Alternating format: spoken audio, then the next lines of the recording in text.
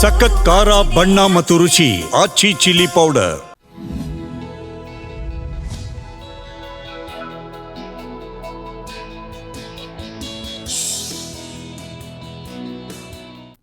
Hello ನಮಸ್ಕಾರ. Big boss ಕತೆ ನಮ್ಮ ಜೊತೆ ವಿಶೇಷ ಕಾರ್ಯಕ್ರಮಕ್ಕೆ ಸ್ವಾಗತ. ನಾನು ತೇಜಸ್ವಿನಿ. ಇವತ್ತಿನ ವಿಶೇಷ ಕಾರ್ಯಕ್ರಮದಲ್ಲಿ ನಾವು ನಿನ್ನೆ ಎಪಿಸೋಡ್ ಬಗ್ಗೆ ಮಾತನಾಡ್ತಾ ಹೋಗೋಣ. ಅಂದ್ರೆ ಈ ಬಿಗ್ ಬಾಸ್ ಅಂದ ತಕ್ಷಣ ನಮಗೆ ನೆನಪಿಗೆ ಬರೋದು ಬರೀ ಜಗಳ ಗದ್ದಲ ಇದೆಲ್ಲವೂ ಕೂಡ ಆಗ್ತಾ ಇತ್ತು. ಇದೀಗ ಕ್ರೇಜಿ ಸ್ಟಾರ್ ಮನೆಗೆ ಎಂಟ್ರಿ ಕೊಟ್ಟಿದ್ದಂತೂ ನಿಜವಾಗ್ಲೂ ಕೂಡ ಎಲ್ರಿಗೂ ಖುಷಿ ಆಯ್ತು. ಅದರಲ್ಲೂ ಪ್ರಮುಖವಾದಂತಹ ವಿಚಾರ ಏನು ಅಂತ ಅಂದ್ರೆ ರವಿಚಂದ್ರನ್ ಸರ್ ಅವರು ಫಸ್ಟ್ ಲವ್ ಸ್ಟೋರಿ ಬಗ್ಗೆ ಒಂದು ಟಾಸ್ಕ್ ಇತ್ತು. ಎಲ್ಲರೂ ಕೂಡ ಕೆಲವೊಂದಷ್ಟು ಜನ ಅದರಲ್ಲಿ ಎಷ್ಟು ಜನ ಸುಳ್ಳು ಹೇಳಿದ್ರೋ ಎಷ್ಟು ಜನ ನಿಜ ಹೇಳಿದ್ರೋ ಗೊತ್ತಿಲ್ಲ. ಒಟ್ಟಿನಲ್ಲಿ ಫಸ್ಟ್ ಲವ್ ಸ್ಟೋರಿ ಬಗ್ಗೆ ಹೇಳಿದ್ರು. ಕೆಲವೊಂದು ಅಂದ್ರೆ ಟಾಸ್ಕ್ ವಿಚಾರ ಅಂತ ಬಂದಾಗ ಕ್ಯಾಪ್ಟನ್ಸಿ ಯಾವ ರೀತಿ ಇತ್ತು, ಕ್ಯಾಪ್ಟನ್ಸಿಯಲ್ಲಿ ಎಷ್ಟು ಫೇರ್ ಇತ್ತು, ಎಲ್ಲದ್ರ ಬಗ್ಗೆ ಇವತ್ತಿನ ಕಾರ್ಯಕ್ರಮದಲ್ಲಿ ಮಾತನಾಡ್ತಾ ಹೋಗೋಣ. ಇದೇ ಈ ಹೊತ್ತಿನ ವಿಶೇಷ ಬಿಗ್ ಬಾಸ್ ಕತೆ ನಮ್ಮ ಜೊತೆ.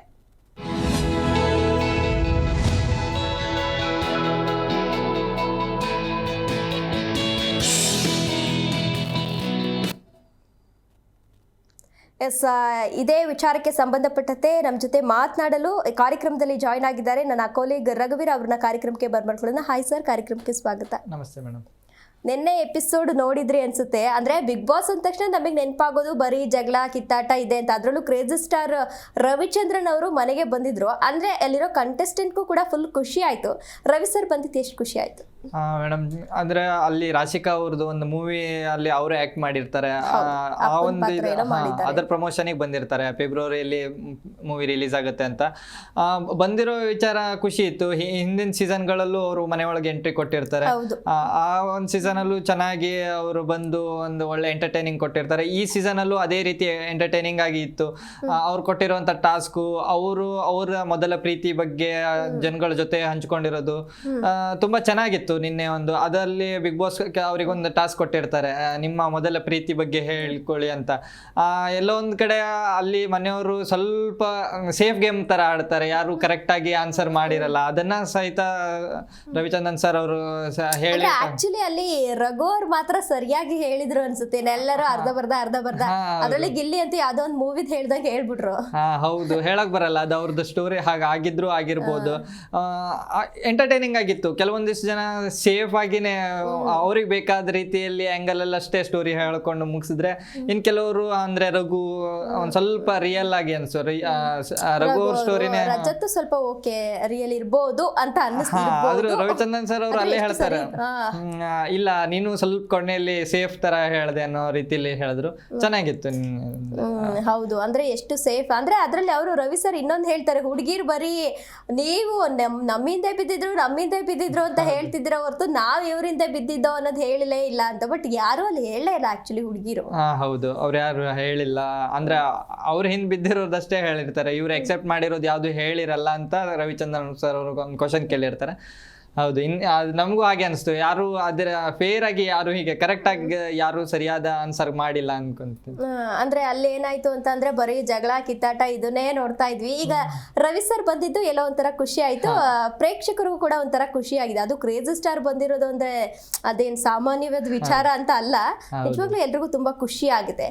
ಇನ್ನು ಟಾಸ್ಕ್ ವಿಚಾರ ಅಂತ ಬಂದಾಗ ಇಲ್ಲಿ ಧ್ರುವಂತ್ ಮತ್ತೆ ರಕ್ಷಿತಾ ಅವ್ರು ಏನಿದ್ದಾರೆ ಅಂದ್ರೆ ಸೀಕ್ರೆಟ್ ರೂಮ್ ಅಲ್ಲಿ ಏನಿದ್ದಾರೆ, ಅವರು ಇಲ್ಲಿ ಇಬ್ಬರನ್ನ ಸೆಲೆಕ್ಟ್ ಮಾಡ್ತಾರೆ, ರಘು ಮತ್ತೆ ಗಿಲ್ಲಿ ಜೊತೆಗೆ ಕಾವ್ಯ ಮತ್ತೆ ಸೂರಜ್ ಅಂತ. ಇದು ಎಷ್ಟು ಫೇರ್ ಆಗಿ ಅವ್ರು ಸೆಲೆಕ್ಟ್ ಮಾಡಿದ್ರು, ಅವ್ರು ಸೆಲೆಕ್ಟ್ ಮಾಡಿದ ಟೀಮ್ ಅಂದ್ರೆ ಎಷ್ಟು ಸರಿ ಇತ್ತು? ಮೇಡಮ್, ಮೊದಲನೇದಾಗಿ ಹೇಳ್ಬೇಕಂದ್ರೆ ಈಗ ಏನಂತ ಅಲ್ಲಿ ಅವ್ರಿಗೆ ಒಂದು ವಿಶೇಷವಾದ ಒಂದು ಟಾಸ್ಕ್ ಇದೆ, ಒಂದು ಆಪರ್ಚುನಿಟಿ ಇದೆ. ಅಲ್ಲಿ ಇಬ್ಬರನ್ನ ಯಾರನ್ನ ಬೇಕಾದರೂ ಅವರು ಚೂಸ್ ಮಾಡ್ಬೋದು. ಅವರು ಅದನ್ನ ಒಂದು ಫೇರ್ ಆಗಿ ಆಟ ಆಡ್ಬೋದು. ಅವ್ರ ಹತ್ರ ಎರಡು ಆಪ್ಷನ್ ಇದೆ, ಒಂದು ಫೇರ್ ಆಗಿ ಆಟ ಆಡ್ಬೋದು, ಇಲ್ಲ ತಮಗೆ ಏನು ಮುಂದೆ ಹೆಲ್ಪ್ ಆಗೋ ರೀತಿಯಲ್ಲಿ ಅಂದ್ರೆ ಅನ್ಫೇರ್ ಆಗಿ ಆಟ ಆಡಿ ಒಬ್ರನ್ನ ಸೋಲ್ಸೋ ಆಗಿ ಪ್ಲಾನ್ ಮಾಡಿನೂ ಆಟ ಆಡ್ಬೋದು. ಅಲ್ಲಿ ಎರಡು ಆಪ್ಷನ್ ಅಲ್ಲಿ ಇಬ್ಬರಿಗೂ ಇರುತ್ತೆ. ಆದ್ರೆ ಅಲ್ಲಿ ನಾವು ನೋಡಕ್ ಬಂದ್ರೆ ರಕ್ಷಿತಾ ಅವರು ತಾವು ಗೇಮ್ ಪ್ಲೇ ತಮ್ಮ ಮೈಂಡ್ ಗೇಮ್ ತರ ಆಡಕ್ ಹೊರಟಿದ್ದಾರೆ. ಅಂದ್ರೆ ಅವರಿಗೆ ಒಂದು ಕೆಲವೊಂದಿಷ್ಟು ಫೇವ್ರೆಟ್ ಕಂಟೆಸ್ಟೆಂಟ್ ಗಳಿದ್ದಾರೆ, ಅವ್ರನ್ನ ಗೆಲ್ಸಬೇಕು ಅನ್ನೋ ಒಂದು ವಿಚಾರ ಇಟ್ಕೊಂಡಿದ್ದಾರೆ. ಆಗಿದ್ದು ಹಂಗೆ ಅನ್ಸುತ್ತೆ. ಈಗ ರಘು ಮತ್ತೆ ಗಿಲ್ಲಿ ಇಬ್ರು ಕೂಡ ಅವ್ರ ಫೇವ್ರೆಟ್, ರಕ್ಷಿತಾ ಅವ್ರ ಫೇವ್ರೆಟ್ ಅಲ್ವಾ? ಹೌದು, ಅದೇ ಅಂದ್ರೆ ಅವ್ರ ಕೆಲವೊಂದಿಷ್ಟು ಫೇವ್ರೇಟ್ ಗಳಿದ್ದಾರೆ ರಕ್ಷಿತಾ ಅವ್ರದ್ದು. ಅಂದ್ರೆ ಅವರನ್ನೇ ಅವ್ರು ಗೆಲ್ಸ್ಬೇಕು ಅಂತ ಅವ್ರ ಮೈಂಡ್ ಅಲ್ಲಿ ಇದೆ. ಇನ್ನು ಧ್ರುವಂತ್ ಅವರಿಗೂ ಅಂದ್ರೆ ಫೇರ್ ಆಗಿ ಆಟ ಆಡ್ಬೇಕು, ಯಾರನ್ನು ಅನ್ಫೇರ್ ಆಗಿ ಆಟ ಆಡಬಾರ್ದು ಅನ್ನೋದು ಒಂದು ಧ್ರುವಂತ್ ಅವ್ರ ತಲೆಯಲ್ಲಿದೆ. ಆ ಒಂದು ವಿಚಾರದಲ್ಲಿ ಅವ್ರು ಅವ್ರು ಏನ್ ಮಾಡಕ್ ಹೊರಟಿದ್ದಾರೆ ಅಂದ್ರೆ ಅವರು ಮಾಳು ಅವರನ್ನ ಗೆಲ್ಸ್ಬೇಕು ಅಂತ ತುಂಬಾನೇ ಕಷ್ಟಪಟ್ಟಿರ್ತಾರೆ ರಕ್ಷಿತ್ ಅವರು. ಅದು ಅವ್ರ ಹತ್ರ ಆಗಿರಲ್ಲ, ಯಾಕಂದ್ರೆ ಒಮ್ಮತದ ಅಭಿಪ್ರಾಯ ಬರೋ ವಿಚಾರದಲ್ಲಿ ಧ್ರುವಂತ್ ಅವರು ಬಿಟ್ಟು ಕೊಡೋದೇ ಇಲ್ಲ. ಅನ್ಫೇರ್ ಆಗಕ್ ನಾನು ಬಿಡೋದಿಲ್ಲ ಅಂತ ಹೇಳಿ ಅನ್ಫೇರ್ ಆಟ ಆಡಕ್ ಕೊಡೋದೇ ಇಲ್ಲ. ಆ ಒಂದು ವಿಚಾರದಲ್ಲಿ ನಾವು ಧ್ರುವಂತ್ ಅವರನ್ನ ಅಪ್ರಿಶಿಯೇಟ್ ಮಾಡ್ಬೇಕಾಗತ್ತೆ. ಅವ್ರಿಗೆ ಕಿಚ್ಚನ ಚಪ್ಪಾಳೆ ಕೊಟ್ಟರು ತಪ್ಪಿಲ್ಲ, ಯಾಕಂದ್ರೆ ಈ ಹಿಂದಿನ ದಿನಗಳಲ್ಲಿ ಅವರು ಒಂದ್ ಸ್ವಲ್ಪ ಆಟನ ತುಂಬಾ ಅವ್ರ ಆಟನೇ ಆಡ್ತಾ ಇರ್ಲಿಲ್ಲ. ಆಟ ಮಧ್ಯದಲ್ಲಿ ನಾನು ಕ್ವಿಟ್ ಮಾಡ್ತೀನಿ ಅಂತ ಹೇಳೋದಾಗಿರ್ಬೋದು, ಅಥವಾ ನನಗೆ ಈ ಬಿಗ್ ಬಾಸ್ ಸರಿ ಹೊಂದ್ತಾ ಇಲ್ಲ, ನನಗೆ ನನ್ನಂತವನಿಗೆ ಬಿಗ್ ಬಾಸ್ ಇಲ್ಲ ಅಂತ ಹೇಳಿದ್ರು, ಹೋಗ್ಬಿಡ್ತೀನಿ ಅಂತ ಲೆವೆಲಿಗೆ ಬಂದಿದ್ರು ಅವರು. ಹೌದು, ಬಾಗ್ಲ ತೆಗೆದ್ರೆ ಹೋಗ್ಬಿಡ್ತೀನಿ ಅನ್ನೋ ಒಂದು ಮಟ್ಟಿಗೆ ಬಂದ್ಬಿಟ್ಟಿದ್ರು. ಆದ್ರೆ ಅಂತ ಒಬ್ಬ ಕಂಟೆಸ್ಟೆಂಟ್ ಅವ್ರಿಗೊಂದು ಸಿಕ್ಕಂತ ಆಪರ್ಚುನಿಟಿನ ಸರಿಯಾಗಿ ಉಪಯೋಗಿಸ್ಕೊಂಡು, ಅಂದ್ರೆ ಅಲ್ಲಿ ಅದೇ ಬೇಕಾಗಿರುತ್ತೆ, ಜನಗಳಿಗೂ ಅದೇ ಇಷ್ಟ ಆಗುತ್ತೆ. ಈಗ ನಾವು ಈಗ ಸೋಷಿಯಲ್ ಮೀಡಿಯಾದಲ್ಲಿ ರೆಸ್ಪಾನ್ಸ್ ಗಳನ್ನ ನೋಡ್ತಾ ಇದ್ದೀವಿ. ಧ್ರುವಂತ್ ಅವರಿಗೆ ಈ ಹಿಂದೆ ಇದ್ದಂತ ಏನ್ ನೆಗೆಟಿವಿಟಿ ಇತ್ತಲ್ಲ ಅದು ಕಂಪ್ಲೀಟ್ ಅವರು ಪಾಸಿಟಿವ್ ಆಗಿ ಕನ್ವರ್ಟ್ ಆಗಿದೆ. ಇನ್ನು ರಕ್ಷಿತಾ ಅವ್ರ ವಿಚಾರಕ್ಕೆ ಬಂದಾಗ, ರಕ್ಷಿತಾ ಅವರಿಗೆ ಮೊದಲನೇ ದಿನದಿಂದಲೂ ಸಪೋರ್ಟ್ ಮಾಡ್ಕೊಂಡು ಬಂದಿದ್ದಾರೆ. ಅವ್ರಿಗೆ ಏನು ಫಸ್ಟ್ ಎಲಿಮಿನೇಷನ್ ಆಯ್ತಲ್ಲ ಅದೇ ದಿನದಿಂದಲೂ ಅವರಿಗೆ ಸಾಕಷ್ಟು ಅಭಿಮಾನಿಗಳು ಬಂದ್ರು, ಅವರಿಗೆ ಸಪೋರ್ಟ್ ಮಾಡ್ತಾ ಇದ್ರು. ಆದ್ರೆ ಈ ಒಂದು ಕೆಲವೊಂದಿಷ್ಟು ದಿನಗಳಲ್ಲಿ ನೋಡ್ತಾ ಇದ್ದೀನಿ ಅವರಿಗೆ ನೆಗೆಟಿವ್ ಆಗಿ ಕೆಲವೊಂದಿಷ್ಟು ಹೋಗ್ತಾ ಇದೆ. ಅದಕ್ಕೆ ರೀಸನ್ ಅವರು ಅಂದ್ರೆ ಅಲ್ಲಿ ಅನ್ಫೇರ್ ಆಟ ಅಂದ್ರೆ ಒಬ್ಬರನ್ನ ಫೇವ್ರೇಟಿಸಮ್ ಮಾಡಕ್ ಹೊರಟಿದ್ರು. ಈಗ ಅವ್ರದ್ದು first option Gilli Malu ಅವ್ರದ್ದಾದ್ರೆ next option ಅವರು ರಘು ಅವ್ರನ್ನ ಗೆಲ್ಸೋ ವಿಚಾರಕ್ಕೆ ಸ್ಟಾರ್ಟ್ ಮಾಡ್ಕೊಂಡು ಹೋಗ್ತಾರೆ. ಅದೇ ಒಂದು ವಿಚಾರದಲ್ಲಿ ಅವರು ರಘು ಅವ್ರ ನಿನ್ನೆ ಒಂದು ಟಾಸ್ಕ್ ಅಲ್ಲೂ ಅವರು ಏನ್ ಸೆಲೆಕ್ಟ್ ಮಾಡೋದಿತ್ತಲ್ಲ, ಅವರು ರಘು ಮತ್ತೆ ಗಿಲ್ಲಿ ಅವರನ್ನ ಆಡ್ಸೋದು ಅವ್ರದ್ದು ವಿಚಾರ ಆಗಿರುತ್ತೆ. ಆದ್ರೆ ಧ್ರುವಂತ್ ಅವ್ರದ್ದು ಗಿಲ್ಲಿ ಮತ್ತೆ ಸೂರಜ್ ಅವರು ಈ ಒಂದು ಮತ್ತೆ ಅಂದ್ರೆ ಒಬ್ರು ಸ್ಟ್ರಾಂಗ್ ಕಂಟೆಸ್ಟೆಂಟ್ ಇರ್ಲಿ, ಒಬ್ರು ವೀಕ್ ಇರ್ಲಿ ಅನ್ನೋ ಲೆವೆಲಿಗೆ ಇವರು ಯಾರವರು ಧ್ರುವಂತ್ ಅವರು ಥಿಂಕ್ ಮಾಡ್ತಾ ಇರ್ತಾರೆ. ಬಟ್ ರಕ್ಷಿತಂದು ವಾದ ಏನು ಅಂತ ಅಂದ್ರೆ, ಇಲ್ಲ ಅವರಿಬ್ರು ಸ್ಟ್ರಾಂಗ್ ಇದ್ದಾರೆ, ಅಲ್ಲಿ ಎಲ್ಲೋ ಒಂದ್ ಕಡೆ ಇವರು ಇದ್ದಿದ್ದಾರೆ ಅನ್ನೋ ಲೆವೆಲಿಗೆ ಅವ್ರು ಥಿಂಕ್ ಮಾಡಿದ್ದು ರಕ್ಷಿತಾ ಅವರು. ಹಾಗಂತ ಅದೇ ಅಂದ್ರೆ ಅವ್ರದ್ದು ವಿಚಾರ ಏನಂದ್ರೆ ರಘು ಅವರನ್ನ ವಿನ್ ಮಾಡಿಸ್ಬೇಕು, ರಘು ಅವ್ರ ಟೀಮ್ ಗಿಲ್ಲಿನ ವಿನ್ ಮಾಡಿಸ್ಬೇಕು ಅನ್ನೋದು ಅವ್ರ ತಲೆಯಲ್ಲಿ ಇಲ್ಲ. ಯಾಕಂದ್ರೆ ಆ ಗಿಲ್ಲಿ ಅವರನ್ನ ನನ್ನ ಮಟ್ಟಿಗೆ ನನ್ನ ಪ್ರಕಾರ ಅವರು ಗಿಲ್ಲಿನ ಸಪೋರ್ಟ್ ಮಾಡೋದಿದ್ರೆ ಮೊದಲೇ ಗೇಮ್ ಇಂದನೂ ಅವ್ರು ಸಪೋರ್ಟ್ ಮಾಡ್ಬೋದಿತ್ತು. ಆದ್ರೆ ಅವರು ರಘು ಅವ್ರ ಫೇವ್ರೇಟ್ ಆಗಿರ್ತಾರೆ. ಇಲ್ಲಿ ಗಿಲ್ಲಿ ಅವ್ರ ವಿಷಯ ತಗೊಂಡಿರಲ್ಲ. ಇಲ್ಲಿ ನೆಕ್ಸ್ಟ್ ಮತ್ತೊಂದು ಏನಂದ್ರೆ ಅವರಿಗೆ ಕಾವ್ಯ ಅವ್ರ ರಕ್ಷಿತಾಗೆ ಬಿಗ್ ಬಾಸ್ ಮನೆಯಲ್ಲಿ ಮೊದಲನೇ ಟಾರ್ಗೆಟ್ ಇರೋದು ಕಾವ್ಯ. ಹೌದು, ಕಾವ್ಯ ಅವರನ್ನ ಟಾರ್ಗೆಟ್ ಮಾಡೋ ಸಲುವಾಗಿ ಅವರು ರಘು ಅವರನ್ನ ಅವ್ರ ಅಪೋನೆಂಟ್ ಟೀಮ್ ಅಲ್ಲಿ ಇಟ್ಟು ಕಾವ್ಯ ಅವರನ್ನ ಸೋಲ್ಸೋದು ಅವರ ಒಂದು ಸ್ಟ್ರಾಟಜಿ ಆಗಿತ್ತು. ಆ ಒಂದು ಇದ್ರಲ್ಲಿ ಅವರು ನಿನ್ನೆ ಸಫಲನೂ ಆಗಕ್ಕೆ ಹೋಗ್ತಾರೆ. ಅಂದ್ರೆ ಏನಂದ್ರೆ ರಘು ಮತ್ತೆ ಗಿಲ್ಲಿನ ಒಂದ್ ಟೀಮ್ ಅಲ್ಲಿ ಹಾಕಿ, ಮತ್ತೆ ಗಿಲ್ಲಿ ಮತ್ತೆ ಸೂರಜ್ ಮತ್ತೆ ಕಾವ್ಯ ಅವರನ್ನ ಒಂದ್ ಟೀಮ್ ಅಲ್ಲಿ ಹಾಕ್ತಾರೆ. ಆ ಒಂದು ಇದ್ರಲ್ಲಿ ಅವ್ರ ಟಾಸ್ಕ್ ಅನ್ನ ಸರಿಯಾಗಿ ಆಟ ಆಡಿ ಆ ಟಾಸ್ಕ್ ಸೂರಜ್ ಮತ್ತೆ ಕಾವ್ಯ ಅವರೇ ವಿನ್ ಆಗ್ತಾರೆ. ಅಲ್ಲೂ ರಕ್ಷಿತಾಗೆ ಒಂದು ಹಿನ್ನಡೆ ಆಗುತ್ತೆ. ಹೌದು, ಎಲ್ಲೋ ಒಂದ್ ಕಡೆ ಅವರು ರಕ್ಷಿತಾ ಅವರು ಬೇಜಾರಾಗುತ್ತೆ, ಅದಕ್ಕೆ ಇರಿಟೇಟ್ ಕೂಡ ಮಾಡ್ಕೊಂತಾರೆ. ಅಂದ್ರೆ ಇಲ್ಲಿ ನಾವು ಗಮನಿಸಬೇಕಾದಂತಹ ಅಂಶ ಏನು ಅಂತಂದ್ರೆ, ಅವರಿಬ್ರು ವ್ಯಕ್ತಿತ್ವ ಏನಿತ್ತು ಬಿಗ್ ಬಾಸ್ ಮನೇಲಿ ಇಬ್ರು ವ್ಯಕ್ತಿತ್ವ ಬೇರೆ ತರ ಇತ್ತು. ಈಗ ಸೀಕ್ರೆಟ್ ರೂಮ್ ಅಲ್ಲಿ ಇರೋದೇ ವ್ಯಕ್ತಿತ್ವ ಬೇರೆ ತರ ಇದೆ. ಅಂದ್ರೆ ಪಾಸಿಟಿವ್ ಒಪಿನಿಯನ್ ಗಳೆಲ್ಲ ಧ್ರುವಂತ್ ಮೇಲೆ ಬರ್ತಾ ಇದೆ, ಈಗ ನೆಗೆಟಿವ್ ಒಪಿನಿಯನ್ ಗಳೆಲ್ಲ ರಕ್ಷಿತಾ ಮೇಲೆ ಬರ್ತಾ ಇದೆ. ಆದ್ರೂ ರಕ್ಷಿತಾ ಸ್ವಲ್ಪ ಓವರ್ ಆಗಿ ಆಡ್ತಿದ್ದಾರೆ ಅಂತ ಅನ್ಸುತ್ತಾ? ಹಾ ಮೇಡಮ್, ನಂಗೂ ಅವರು ಓವರ್ ಆಗಿ ಆಟ ಆಡಿಸ್ತಿದ್ದಾರೆ ಅಂತ ಅನ್ಸ್ತು. ಈ ಹಿಂದಿನ ದಿನಗಳಲ್ಲಿ ನಾವು ಅವರನ್ನ ಸಪೋರ್ಟೇ ಮಾಡ್ಕೊಂಡು ಬರ್ತಾ ಇದ್ವಿ. ಇಲ್ಲಿ ಬಂದು ಅವ್ರ ಪರವಾಗಿ ಮಾತಾಡೋದು, ಮತ್ತೆ ಕೆಲವೊಂದಿಷ್ಟು ಅವ್ರ ವಿರುದ್ಧ ನಡೆದಾಗ ನಾವು ಸುಮಾರು ಧ್ವನಿ ಎತ್ತಿದ್ವಿ. ಆದ್ರೆ ಇವಾಗ ಅವ್ರ ಆಟನ ಅವರ ಕೈಯಲ್ಲಿ ಅವ್ರು ಹಾಳು ಮಾಡ್ಕೊಂತ ಇದ್ದಾರೆ. ಅವ್ರೇನು ಧ್ರುವಂತ್ ಅವರನ್ನ ತೀರಾ ಈ ಹಿಂದಿನ 2 ಎಪಿಸೋಡ್ ಅಲ್ಲೂ ಅವರನ್ನೇ ಹೆಚ್ಚು ಪ್ರವೋಕ್ ಮಾಡೋದು ರಕ್ಷಿತಾ ಅವರೇ ಅನ್ಕೊಂತೀನಿ.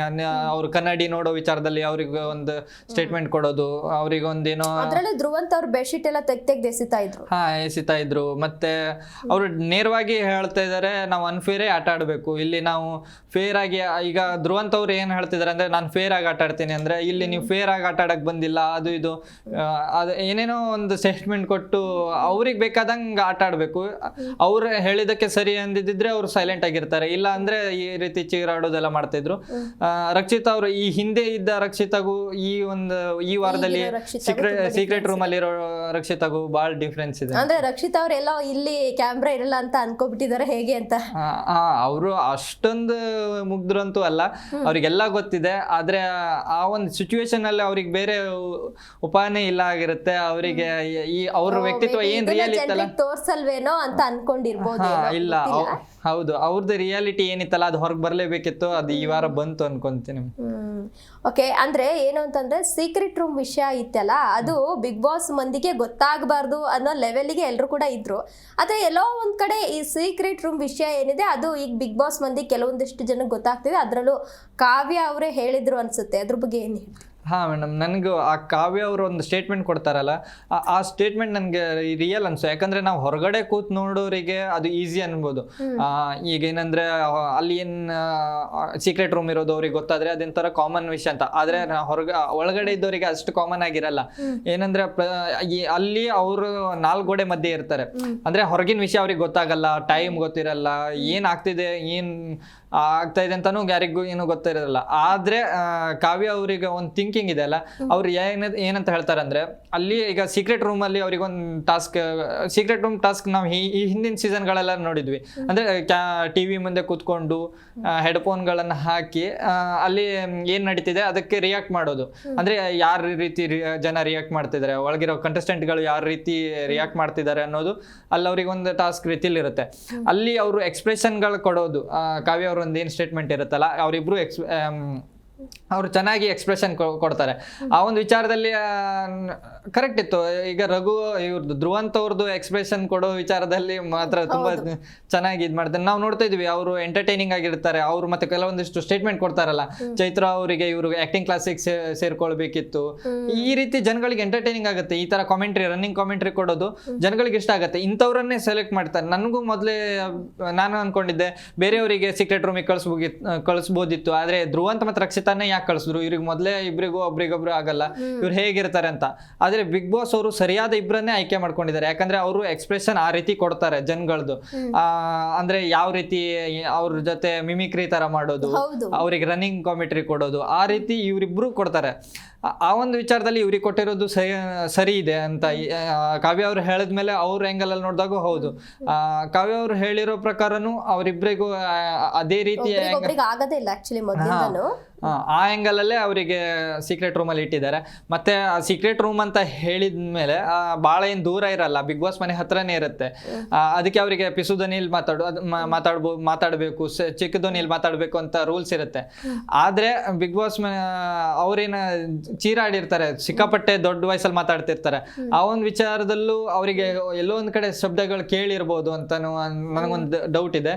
ಯಾಕಂದ್ರೆ ಅಷ್ಟು ಅಕ್ಯುರೇಟ್ ಆಗಿ ಯಾರಿಗೂ ಹೇಳಕ್ ಬರಲ್ಲ. ಇನ್ನೊಂದು ವಿಷಯ ಅಂದ್ರೆ ರಕ್ಷಿತ್ ಅವ್ರು ತುಂಬಾ ಕಿರ್ಚ್ತಾರೆ, ಹಾಗಾಗಿ ಕೇಳಿಸಿರ್ಬೋದು, ಹತ್ರ ಇರುತ್ತೆ. ಮತ್ತೆ ರಘು ಅವರು ಮೊದಲೇ ದಿವಸನೇ ಹೇಳಿರ್ತಾರೆ. ಅಂದ್ರೆ ವಿಟಿ ಎಲ್ಲ ತೋರಿಸಿದಾಗ ಅಲ್ಲಿ ಹೊರಗಡೆ ಈಗ ಸುದೀಪ್ ಸರ್ ನಡ್ಸ್ಕೊಡ್ತಾ ಇರ್ತಾರಲ್ಲ, ಅಲ್ಲಿ ಚಪ್ಪಾಳೆ ಎಲ್ಲ ತಡೆದಾಗ ಬಿಗ್ ಬಾಸ್ ಮನೇಲಿ ಕೇಳಿಸುತ್ತಾ ಇತ್ತು. ಆದ್ರೆ ಈ ವಾರ ಕೇಳಿಸಿಲ್ಲ, ಅಂದ್ರೆ ಅವರು ಎಲಿಮಿನೇಟ್ ಆಗಿಲ್ಲ ಅಂತ. ಹೌದು, ಇದು ಒಂದು ನಾವು ಗಮನದಲ್ಲಿ ಇಟ್ಕೊಳ್ಬೇಕಾಗತ್ತೆ.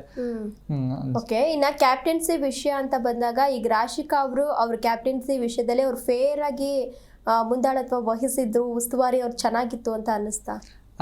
ನನಗೆ ಈ ಹಿಂದಿನ ದಿನಗಳ ತನಕನೂ ಅಷ್ಟೇನು ಅನ್ಸಿರ್ಲಿಲ್ಲ. ಉಸ್ತುವಾರಿಯಲ್ಲಿ ಅವರು ಕರೆಕ್ಟಾಗಿ ನಿಭಾಯಿಸ್ಕೊಂಡು ಬರ್ತಾ ಇದ್ರು. ಅಲ್ಲೊಂದು ಕಡೆ ಸರಿಯಾದ ಒಂದು ನಿರ್ಧಾರನೂ ಕೆಲವೊಂದು ಕಡೆ ತಗೊಂಡಿರ್ತಾರೆ. ಆದರೆ ನಿನ್ನೆ ವಿಚಾರಕ್ಕೆ ಬಂದಾಗ ಎಲ್ಲೋ ಒಂದು ಕಡೆ ಅವರು ಅನ್ಫೇರ್ ರೀತಿಲಿ, ಅನ್ಫೇರ್ಕ್ಕಿಂತಲೂ ಗಿಲ್ಲಿ ಮತ್ತು ರಘು ಅವರನ್ನ ಜಾಸ್ತಿ ಟಾರ್ಗೆಟ್ ರೀತಿಯಲ್ಲಿ ಮಾಡಿದ್ರು. ಜಾಸ್ತಿ ಅವರಿಗೆ ಈಗ ಏನಂದ್ರೆ ಅವ್ರ ಮೇಲೆ ಸ್ಟ್ರಿಕ್ಟ್ ಆಗಿ ವಾರ್ನ್ ಮಾಡೋದು, ಮತ್ತೆ ಪಾಸ್ ಎಲ್ಲ ಕೊಟ್ಟರು. ಅದೇ ಸೂರಜ್ ಅವರಿಗೆ ಅಷ್ಟು ಕೊಟ್ಟಿರಲಿಲ್ಲ. ಯಾಕಂದ್ರೆ ನಾವು ನೋಡ್ತಾ ಇರ್ತೀವಿ, ಅವರಿಬ್ರು ಒಳ್ಳೆ ಫ್ರೆಂಡ್ಸ್ ಆಗಿರ್ತಾರೆ. ಫ್ರೆಂಡ್ಸಿಗೆ ಸ್ವಲ್ಪ ಹೆಲ್ಪ್ ಆಗಬಹುದು ಅನ್ನೋ ಒಂದು ವಿಚಾರದಲ್ಲಿ ಅಷ್ಟು ಸ್ಟ್ರಿಕ್ಟ್ ಆದ್ರು ಅಂತಾನು ಅನಿಸ್ತು. ಉಸ್ತುವಾರಿ ವಿಚಾರದಲ್ಲಿ ರಾಶಿಕಾ ಅವ್ರದ್ದು ಸ್ವಲ್ಪ ಅವ್ರು ಏನು ಉಸ್ತುವಾರಿ ಇತ್ತಲ್ಲ, ಸಣ್ಣ ಪುಟ್ಟ ವಿಷಯಕ್ಕೂ ಅಲ್ಲಿ ಪಾಸ್ ಕೊಡ್ತಾ ಇದ್ರು. ಆದ್ರೆ ಗಿಲ್ಲಿ ಮತ್ತೆ ರಘು ಅವ್ರಿಗಿಂತ ಸೂರಜ್ ಅವರಿಗೆ ಜಾಸ್ತಿ ಅಂದ್ರೆ ರಜತ್ ಅವರು ಅದ್ರಲ್ಲೂ ಕ್ಯಾಪ್ಟನ್ ಅಂದ್ರೆ ರಜತ್ ಅವರು ಉಸ್ತುವಾರಿ ತಗೊಂಡಿದ್ರಲ್ಲ, ಅದ್ರ ಬಗ್ಗೆ ಹೇಳ್ತಿದ್ದೀರಾ? ರಜತ್ ಇಲ್ಲ, ರಜತ್ ಅವರು ಸರಿಯಾಗಿ ನಿಭಾಯಿಸ್ಕೊಂಡು ಹೋಗ್ತಾ ಇದ್ದಾರೆ, ಅವ್ರದ್ದೇನು ತಪ್ಪಿಲ್ಲ. ಆದ್ರೆ ಇವ್ರು ಜಾಸ್ತಿ ಮಾಡಿದ್ರು ಅಂತ ಹೇಳ್ತಿದ್ದೀನಿ, ಜಾಸ್ತಿ ಪಾಸ್ ಮಾಡಿದ್ರು. ಹೌದು. ಮತ್ತೆ ಅಲ್ಲೊಂದು ನೋಡಿರ್ತೀವಿ, ಒಂದು ಬೆಡ್ರೂಮ್ ಅಲ್ಲಿರೋ ಇದು ಪಿಲ್ಲೋನ ತಂದು ಹಾಕ್ಬೇಕನ್ನೋದು. ಆಲ್ಮೋಸ್ಟ್ ಅದೇನಾಗಿರುತ್ತಂದ್ರೆ ಪಿಲ್ಲೋಗೂ ಅವ್ರಿಗೆ ಡಿಫ್ರೆನ್ಸ್ ಆಕ್ಚುಲಿ ಕ್ಲಾರಿಟಿನೇ ಇರಲ್ಲ ಏನ್ ತರಬೇಕು ಅನ್ನೋದು. ಹೌದು, ಅಲ್ಲಿ ಆಲ್ಮೋಸ್ಟ್ ಅವರು ಸೂರಜ್ ಅವರಿಗೆ ಕೊಡ್ಬೇಕು ಅನ್ನೋದು ಇದು ಡಿಸಿಷನ್ಗೆ ಬಂದಿರ್ತಾರೆ. ಆದ್ರೆ ಅಲ್ಲಿ ಅಶ್ವಿನಿ ಗೌಡ ಅವರು ಮಾತಾಡಿ ಅಥವಾ ಮತ್ತೆ ಬಿಗ್ ಬಾಸ್ ಮನೆಯಲ್ಲೂ ಬಿಗ್ ಬಾಸ್ ಇಂದು ಧ್ವನಿ ಬಂದು ಅಲ್ಲಿ ನಿರ್ಧಾರಗಳು ಚೇಂಜ್ ಆಗುತ್ತೆ. ಆ ಒಂದು ವಿಚಾರದಲ್ಲಿ ರಾಶಿಕಾ ಅವರು ಉಸ್ತುವಾರಿ ಎಲ್ಲೋ ಒಂದು ಕಡೆ ಅನ್ಫೇರ್ ಆಗಿತ್ತು, ಒಬ್ಬರಿಗೆ ಫೇವರಿಸಮ್ ಆಗಿತ್ತು. ಯಾಕಂದ್ರೆ ಸೂರಜ್ ಅವ್ರ ಬೆಸ್ಟ್ ಫ್ರೆಂಡ್ ಆಗಿರೋದ್ರಿಂದ ಅವ್ರಿಗೆ ಎಲ್ಲೋ ಒಂದ್ ಕಡೆ ಫೇವರಿಸಮ್ ಆಗಿರೋದು ಒಂದು ಸಣ್ಣದಾಗಿ ಅನ್ಸಿದೆ ಅಂತ ಮೇಡಮ್. ಓಕೆ, ಈ ವೀಕಲ್ಲಿ ನಿಮ್ಮ ಪ್ರಕಾರ ಯಾರು ಹೋಗಬೇಕು, ಯಾರು ಇರಬೇಕು? ಇನ್ನೂ ವೋಟಿಂಗ್ ಲೈನ್ಸ್ ತೆರೆದಿಲ್ಲ ಅನ್ಕೊಂತೀನಿ. ಈ ವಾರ ಹೋಗ್ಬೇಕಂದ್ರೆ ಮಾಡುವವರೇ ಹೋಗ್ಬೇಕು. ಯಾಕಂದ್ರೆ ಅವ್ರ ಮನೆಯಲ್ಲಿ ಅವ್ರದ್ದು ಏನು ಹೆಚ್ಚಿನ ತೊಡಸ್ಕೊಳ್ಳೋದಾಗಿರ್ಲಿ ಏನೂ ಇಲ್ಲ. ಟಾಸ್ಕಲ್ಲೂ ಹಿಂದೆ ಇರ್ತಾರೆ, ಒಪಿನಿಯನ್ ಕೊಡೋದ್ರಲ್ಲೂ ಹಿಂದೆ ಇರ್ತಾರೆ. ಮತ್ತೆ ರಕ್ಷಿತಾ ಅವರಂತೂ ಅವರಿಗೆ ಸಪೋರ್ಟ್ ಮಾಡಿಕೊಂಡು ಅಂದ್ರೆ ಅವ್ರೇನು ಅನ್ಕೊಂಡ್ಬಿಟ್ಟಿದ್ದಾರೆ ಅಂದ್ರೆ, ಈಗ ರಕ್ಷಿತಾ ಅವರು ನಾನು ಮಾಡುವವರನ್ನ ತಾನೇ ಸೇವ್ ಮಾಡ್ತೀನಿ ಅನ್ನೋ ಒಂದು ತಪ್ಪು ಕಲ್ಪನೆಯಲ್ಲಿದ್ದಾರೆ. ಅದು ತಪ್ಪಾಗಿರುತ್ತೆ. ಅಂದ್ರೆ ಮಾಡುವವರು ಅವ್ರು ಬಂದಿರೋದು ಅವರು ಒಂದು ಫ್ಯಾನ್ ಕ್ರೇಜ್ ಇಂದ, ಅಂದ್ರೆ ಅವರು ಹೊರಗಡೆ ಅಷ್ಟು ಜನಗಳನ್ನ ಸಂಪಾದಿಸಿದ್ದಾರೆ. ಆದ್ರೆ ನಾವು ಅವ್ರ ಫ್ಯಾನ್ ಫಾಲೋವರ್ಸ್ ಬಗ್ಗೆ ಮಾತಾಡ್ತಿಲ್ಲ. ಆದ್ರೆ ಬಿಗ್ ಬಾಸ್ ಮನೆಯಲ್ಲಿ ಅವ್ರು ಯಾವ ರೀತಿ ಆಟ ಆಡ್ತಿರೋದ್ರ ಮೇಲೆ ಒಂದು ಮುಂದೆ ಹೋಗ್ಬೇಕಾಗಿರುತ್ತೆ. ಎಲ್ಲಿ ಮಾಡುವವರು ಅವರ ಯಾವ ಒಂದು ವಿಷಯದಲ್ಲೂ ಹೆಚ್ಚಾಗಿ ಕಾಣಿಸ್ಕೊಳ್ಳೋದಿಲ್ಲ. ಬಾಕಿ ಎಲ್ಲಾ ಕಂಟೆಸ್ಟೆಂಟ್ ಗಳಿಗಿಂತ ಮಾಡುವವರು ಒಂದ್ ಸ್ವಲ್ಪ ಹಿಂದೆ ಇದ್ದಾರೆ. ಅವರು ಮನೆಯಿಂದ ಹೋದ್ರೆ ಬಾಕಿ ಒಂದು ಕಂಟೆಸ್ಟೆಂಟ್ ಗಳಿಗೆ ಫೇರ್ ಆದ ರೀತಿಯಲ್ಲಿ ಒಂದು ಅವಕಾಶ ಸಿಗುತ್ತೆ. ಆಚೆ ಹೋದ್ರೆ ಬಾಕಿ ಒಂದು ಕಂಟೆಸ್ಟೆಂಟ್ ಯಾಕಂದ್ರೆ ಅಟ್ಲೀಸ್ಟ್ ಎಲ್ಲಾ ಕಂಟೆಸ್ಟೆಂಟ್ ಗಳು ಮಾತಾಡ್ತಿದ್ದಾರೆ, ಅವರು ಒಂದು ಸ್ಟ್ಯಾಂಡ್ ಅನ್ನು ಅವ್ರು ತಗೊಂತಾ ಇದ್ದಾರೆ, ಮಾಡುವವರು ತಗೊಳ್ತಾ ಇಲ್ಲ. ಓಕೆ, ಕೊನೆಯದಾಗಿ ಏನ್ ಹೇಳ್ತೀರಾ? ಅದೇ ಈ ವಾರ ಕಿಚನ್ ಪಂಚಾಯತಿಯಲ್ಲಿ ನನಗೆ ತುಂಬಾ ಎಕ್ಸ್ಪೆಕ್ಟೇಷನ್ಗಳಿದಾವೆ. ರಕ್ಷಿತಾ ಅವರು ಅವರ ಹಾದಿನ ಅವರು ಎಡುತ್ತಾ ಇದ್ದಾರೆ. ಅದನ್ನ ಸರಿದಾರಿ ತರಕ್ಕೆ ಸುದೀಪ್ ಸರ್ ಅವರು ಒಂದೊಳ್ಳೆ ಕ್ಲಾಸ್ ತಗೊಳ್ಬೇಕಾಗತ್ತೆ. ಅದೇ ರೀತಿ ಧ್ರುವಂತ್ ಅವರಿಗೆ ಒಂದು ಅಪ್ರಿಸಿಯೇಟ್ ಅಂತೂ ಸಿಗ್ಬೇಕಾಗತ್ತೆ. ಯಾಕಂದ್ರೆ ಧ್ರುವಂತ್ ಅವರು ಈ ಹಿಂದಿನ ವಾರಗಳಲ್ಲಿ ಕ್ಲಾಸ್ಗಳನ್ನ ಎದುರಿಸ್ತಾ ಬಂದಿರ್ತಾರೆ. ಅವ್ರಿಗೆ ಒಂದು ಸಣ್ಣ ಪುಷ್ ಸಿಕ್ಕಿದ್ರೆ ಅವರು ತುಂಬಾ ಫೈನಲ್ ತನಕ ಬರುವಂತ ಕಂಟೆಸ್ಟೆಂಟ್ ಆಗಿದ್ದಾರೆ. ಯಾಕಂದ್ರೆ ನೋಡಿದ್ವಿ ಅವ್ರು ಚೆನ್ನಾಗಿ ಆಟ ಆಡ್ಕೊಂಡು ಬರ್ತಾ ಇದ್ದಾರೆ. ಧ್ರುವಂತ್ ಅವರಿಗೆ ಒಂದು ಕಿಚ್ಚನ ಚಪ್ಪಾಳೆನೂ ಸಿಕ್ಕಿದ್ರೆ ಅದ್ರಲ್ಲಿ ತಪ್ಪಿಲ್ಲ ಅನ್ಕೊಂತೀನಿ. ಸಿಕ್ಕಿದ್ರು ಒಳ್ಳೇದೇ, ಸಿಗ್ಲಿ ಅಂತ ಎಲ್ಲರೂ ಕೂಡ ಕಾಯ್ತಾ ಇದ್ದಾರೆ. ಓಕೆ, ಥ್ಯಾಂಕ್ ಯು ರಘುವೀರ್, ಕಾರ್ಯಕ್ರಮದಲ್ಲಿ ಭಾಗಿಯಾಗಿ ತುಂಬಾ ಚೆನ್ನಾಗಿ ಮಾತನಾಡಿದ್ರಿ. Thank you so much.